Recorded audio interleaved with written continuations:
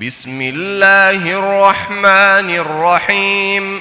لا أقسم بهذا البلد وأنت حل بهذا البلد ووالد وما ولد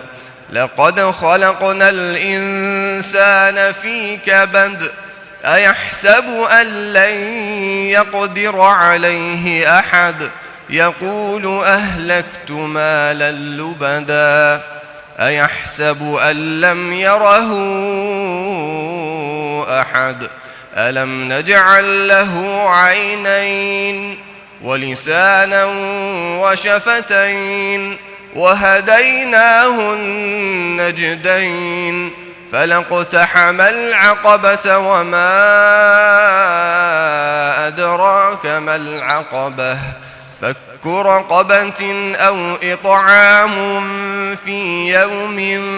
ذي مسغبة يتيما ذا مقربة أو مسكينا ذا متربة ثم كان من الذين آمنوا وتواصوا بالصبر وتواصوا بالمرحمة أولئك أصحاب الميمنة